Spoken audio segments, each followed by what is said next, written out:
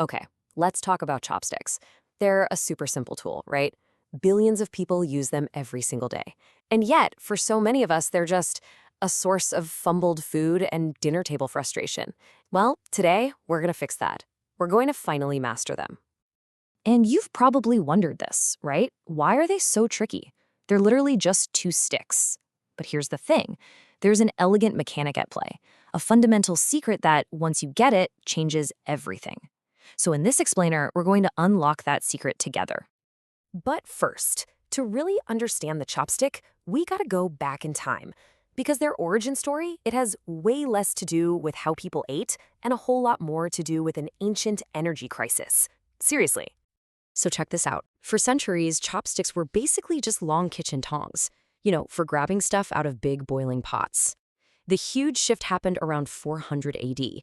China's population was booming, and that created a serious shortage of cooking fuel.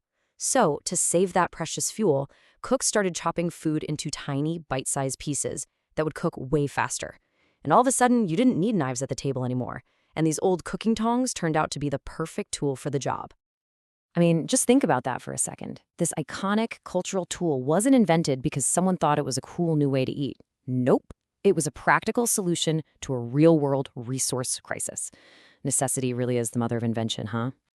Okay, so with that little history lesson in mind, let's get to the main event, the core secret.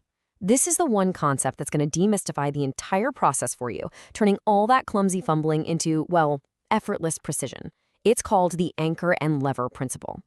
This is it. This is the whole secret, right here. One stick, the anchor, is completely still. It does not move at all. The other stick, the lever, is the only one that moves, pivoting against that anchor to grab the food. If you can just burn this one idea into your brain, I promise you, you are 90% of the way there. So the key is to give these two sticks very different jobs. Think of that bottom stick like the foundation of a house. It has to be rock solid. The top stick is the only moving part. It's the one doing all the delicate work. The single biggest mistake people make is trying to move both sticks at the same time. All right, enough theory. Let's get our hands dirty. We are going to build the perfect grip from the ground up, one piece at a time. And I seriously encourage you to do this with me. Go ahead and pause right now if you need to and grab two pens or pencils that are about the same size. Actually, doing it is what's going to make it click. You got them? Okay, let's do this. We're going to break this down into 3 super simple stages. First, we'll set the anchor stick. Then we'll get the lever stick in the right position, and finally, we'll practice that all-important pinch. Okay, step 1, the foundation. Let's get that anchor stick locked into place. Remember, this is the one that is not supposed to move. Period. Okay, take one of your pens. See that soft, webby part of your hand between your thumb and pointer finger?